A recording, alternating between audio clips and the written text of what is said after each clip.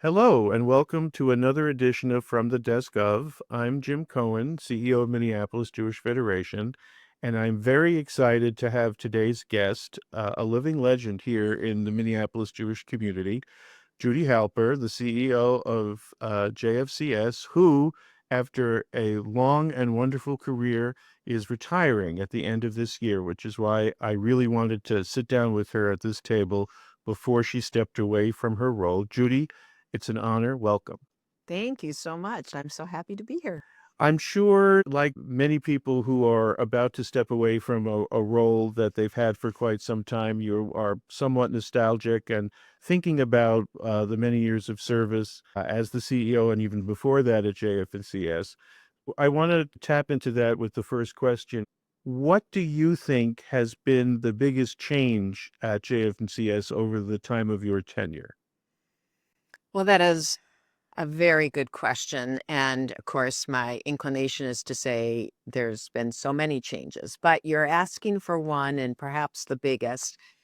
And I think that one of the biggest ones is that over my 32 years at Jewish Family and Children's Service, what I remember, of course, is that when I began, it was very much the era, a long era, where nonprofits really struggled day to day. I mean, we really were operations that just operated always on the edge. And that was part of what defined us, really. And it's always that balance of helping people while also trying to make sure that you've got all the resources you need in order to be there for the next time somebody needs you. And so what feels different to me is that over the years and lots of hard work and of course changes in funding and all those millions of things, but the thing that has changed is that for many of us in the human service field, our organizations begun to realize a certain level of stability so that we can actually focus our attention on helping people and keeping our businesses afloat is of course what we have to do, but it doesn't feel like we're just within a hair of being able to be there for another day. Do you think that that stability is in part due to supporters' better understanding of what it is that you do? Is it people recognize more that without JFNCS, the community would be in trouble? Where do you ascribe a lot of that stability coming from? Well, I do think that the organization and other organizations like ours, we've gone from being seen as simply or only the safety net. So only certain people go to those places, basically people without resources to go anywhere else. Yeah. And so I think that what has been transformed over the years is that more and more and more people are saying their JFCS exists to help me too. Maybe they're helping me to have purpose as a volunteer, right? But a lot of people have definitely over the years begun to realize that even though they may be somebody with resources, that they want JFCS to be the organization that's providing a ride to their aging parent. We are an option versus Metro Mobility or whatever else. I think about PJ Library. Like these are families that are looking for a connection. So it's not that they are identified as being safety net. They're looking for a connection, and here's a way to connect. And obviously, I could go on, but I do think that there's been sort of a transformation where people have realized that it's not just for those people, it's an organization that can be for all of us. That's really interesting because I always joke that one of the great benefits of representing federation is that we do so many different things for so many people, and that one of the challenges is that we do so many things for different people. It's very hard to describe, and JFCS, I think, is in a similar boat. I want to ask a specific question about one of those services that you provide, because I think more and more a wider swath of our community and outside of community is taking advantage of it, and that's mental health services. And we cannot stress enough, and it's on everybody's mind that after COVID, after the war in Israel, more and more an economic Longest uncertainty anti-Semitic. and the rise in anti-Semitism, that more and more of our community is seeking help in this regard. Tell me a little bit about how that's shifted over the years and what you see today and how JFNCS is really meeting the moment. Yeah. It's a great question. There's without a doubt what you identified is reality. When I first came to JFCS back in 1993, our counseling program was our biggest program. We had probably 10 or more therapists. And historically, even looking back beyond that in the 1960s and 70s, if you knew about JFCS, what you knew is that we had counseling. It was really our premier program. Then, as we moved into the 80s and 90s, the healthcare companies began to get more into behavioral health. That was the term that was coined and when it was coined. And so there was more competition. And importantly, it was in the early 2000s or late 1990s, but right in that period of time, where the United Way made a decision to no longer fund mental health services. So they stopped providing support to organizations like JFCS that provided counseling on a sliding fee scale or at no cost. So there have been a lot of changes in the mental health field over the years. JFCS never stopped providing counseling services. Many other organizations did, but we never stopped because, of course, and with the help of Federation, we see that the services that we provide, while they are open to everyone, we bring a Jewish lens and a cultural sensitivity. And so we felt it was important that JFCS continue to provide counseling and mental health services to serve the Jewish community and others, but that's our front line. So we went from having a really big program over a long period of time to having a small program. Our counseling program shrunk down because of resources, because of available resources, and to some degree due to the competition. We are now built way back up as a result of all the things you said: anti-Semitism, economic stress, COVID, isolation, Yeah. etc., depression, anxiety, all those things. Our program is built way back up again. We have 8 or 9 therapists at this point. And that's a big change because we haven't been this big in a long time. And in addition to counseling, we also provide mental health case management for people with chronic and persistent mental illness. That program helps people to stay living healthy and independently in the community by providing a variety of different supports to them. And then what I would say importantly, and really I think this responds quite a bit to your question, is that we've really built out what used to be known as family life education. We don't call it that anymore, but we are providing a lot of programs, obviously in person and hybrid and virtual and podcasts, and all the different ways that we can communicate nowadays. But we are addressing a lot of issues that, again, those of us who might say, my mental health is pretty good most of the time, but guess what? There's something that's really keeping me awake at night, or there's something I'm really concerned about. It's all those things, like all the angst that parents feel about their children's inability to extricate themselves from their devices, right? So all those issues, or another one right now that's really timely because of Thanksgiving. We just had a program that was addressing how do you gather with friends and family when you aren't all seeing eye to eye on every issue. And so how to navigate these things, which are mental health related. So I think that we are getting known as being a source for a variety of different mental health needs. And it's a service that everybody in the community should really be grateful for. That spurred 2 questions, and I'll try to get to them quickly because there's more I want to talk about. You mentioned virtual and hybrid, and as committed as we are to supporting mental health initiatives and services here in our own community, we're equally evaluating how much we can help in Israel. And I just came back from the General Assembly of the Jewish Federations, and one of the topics was how to continue performing triage as to who needs in-person therapy, who needs once a week in a Zoom chat room, etc. How have you dealt with identifying who needs what and making sure that everybody gets the level of support that they need so that the resources are Yep. best used.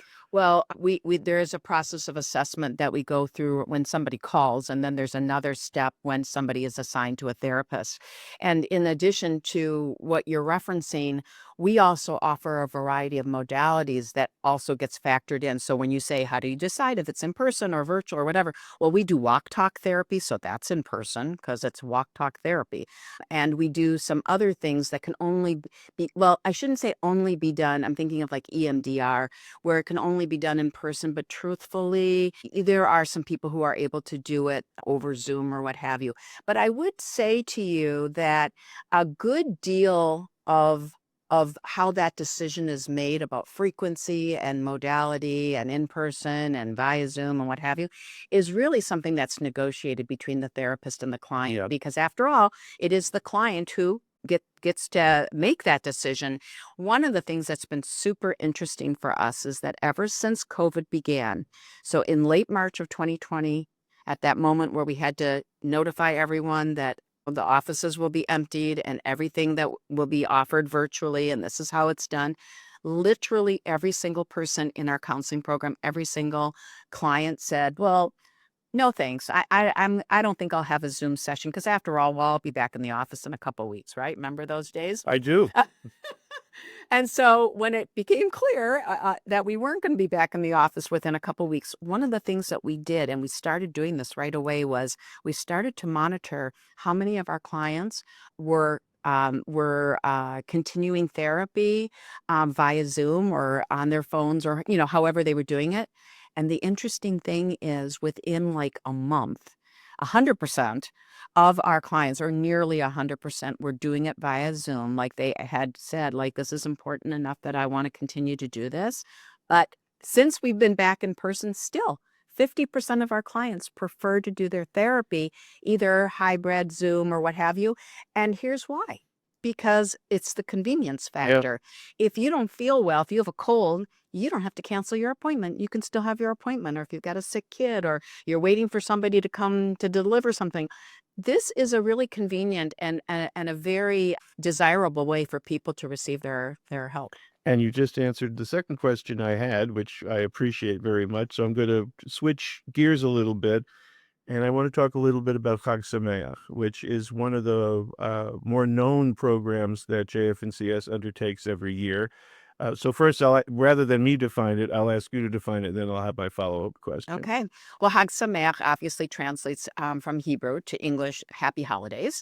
And this is a program that we've been providing to the community for probably close to 30 years now. And it began, the genesis of it was really 30 years ago, that recognition that there's Toys for Tots and all kinds of programs that help families with the Christmas holidays, but there really was not a Jewish equivalent of that. And we knew at JFCS, because of course we serve a lot of people who are living on very tight incomes. And it's not just young families, for example, but a lot of the older adults that we work with are also on very tight budgets and fixed incomes, and they want to be able to give presents to their grandchildren and what have you, and aren't able to do it. So we were thinking very holistically about how a program could respond, be a Jewish program like we've always known about Toys for Tots and Santa Anonymous and all that, but we wanted there to be a Jewish experience, but we wanted it to be available to a broad audience. And so that's how it began.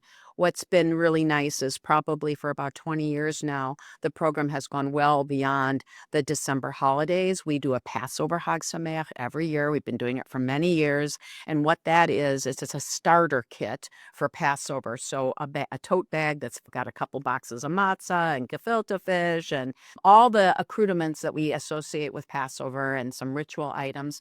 And we're able to make those available. And again, certainly for people who don't have the ability to get those things for themselves, but it could also be somebody who's in town at the University of Minnesota for some kind of medical thing, and they're away from their home and they want to celebrate in some small way. So we're really able to reach out and make sure that people have what they need at these important Jewish life cycle, annual, holiday, spiritual.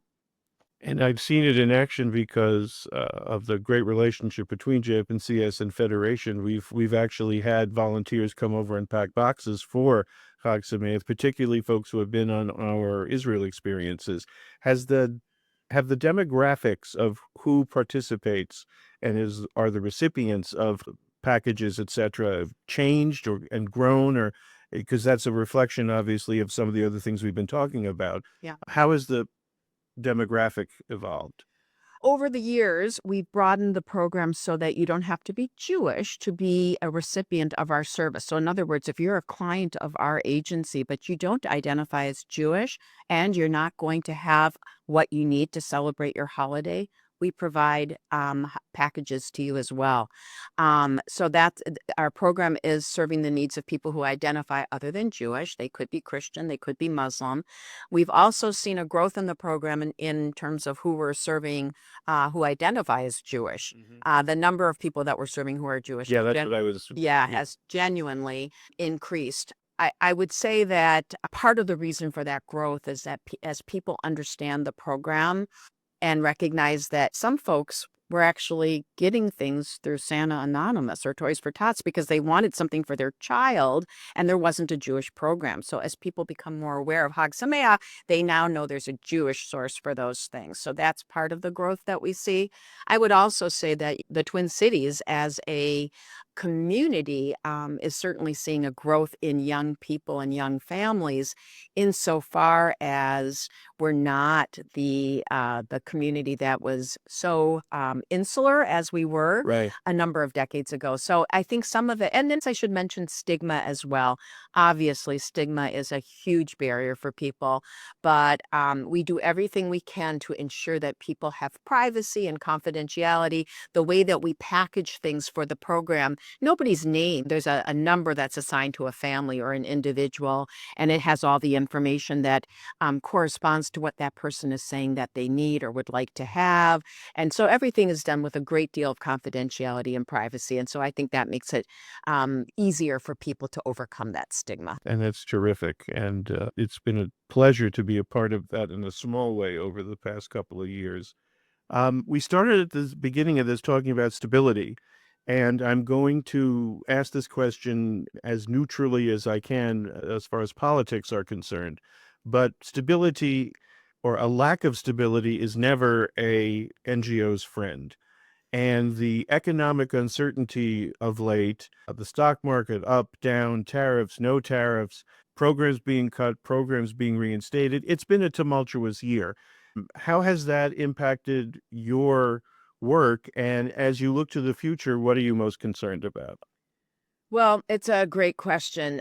I was just in an advocacy committee meeting this morning, so I wish that I could tell you that it was filled with good news, but it was quite the opposite. And we had our government affairs representative from our national association zoomed into the meeting so he could give us a report from Washington. I guess I would say the top word that I heard today is confusion. We are not getting any clearer. We are getting more confused because, as we all know, there are all kinds of things that are being thrown at us every day, but we don't ever actually hear how it is being enforced or implemented. And so, for example, we are still waiting to hear about how the changes to Medicare and Medicaid, which is a big deal for us, how that will impact us. And we don't know. Why don't we know? Well, because guess what? That can got kicked to the end of January now. So we hear these things, we mobilize, we think, what are we going to do? How are we going to respond, et cetera, et cetera. But we're not doing it with any facts or information. We're sort of suspended in this place of disinformation or lack of clarity. So I would say that's kind of the big deal is there's a lot that's coming down the pike potentially or actually, and it makes it very hard to know how that will impact us in terms of government funding. That's the first thing.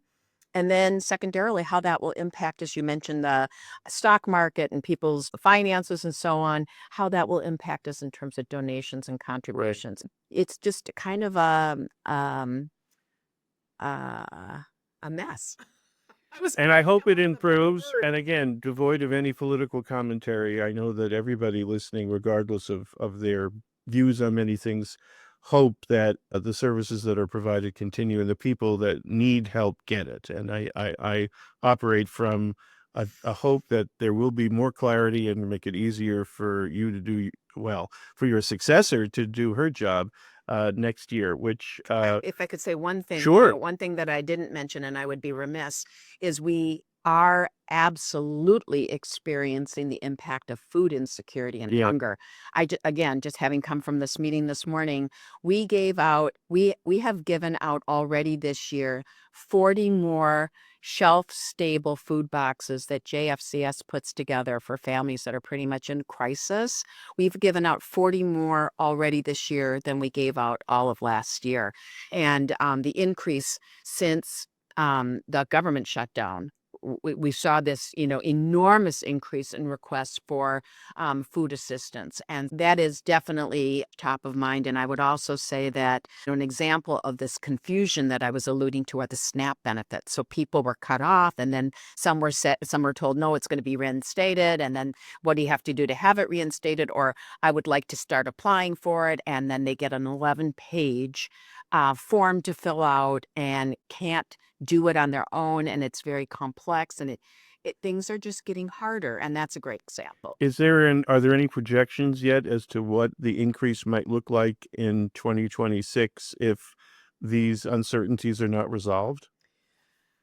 What's potentially out there is that if SNAP benefits or other food relief programs become restricted, either due to availability of resources or how people qualify and so on, I mean, obviously there will be a lot more food insecurity because, as we know, people's checks are not going as far. People are really, really, really stretched to pay their rent, to make Yeah. their car payments, and so on. Most people don't know that the average user of a food shelf or food pantry is a two-income earning household. So it's Shocking. yeah, Isn't it's just shocking. yeah. So we know that young people and children, of course, we're very concerned about that group having enough to eat. But I will also say the people you don't hear so much about are older adults who are also very much living on a very limited budget. And the high cost of living is really hitting these people. And then the other thing I would say is, again, we're waiting to hear about Medicare and Medicaid. And if people are not going to continue to receive the benefits that go with that, the way that it would impact JFCS, as an example, is through our counseling program. Most people who come to us use a third-party insurance plan. So if their benefits change, that will have an impact. Right. Well, other than that, Mrs. Lincoln, Yeah. how did you like the play? I want to end on a more cheerful note or a bittersweet note. As I mentioned at the beginning, you're stepping down after your incredible career. What are you going to miss the most about showing up at work every day? My predecessor said to me as his career was ending, Jerry Waldman, who was the former CEO before me, Jerry said to me as he was leaving, I'm not going to miss the hard work and the long days. I'm going to miss the action.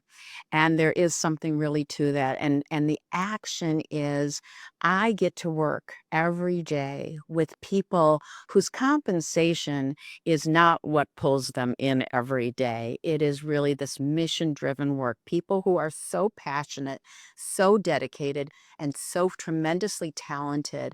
And what I've enjoyed over the years is watching how the organization has continued to evolve into a way where we're so collaborative internally and externally. And so it is this action, it's this working together and to make everybody that comes to us for help make their lives a little bit better is such a great way for me to review and reflect on my career. Well, that's a wonderful place for us to stop today's conversation. I can speak to collaboration.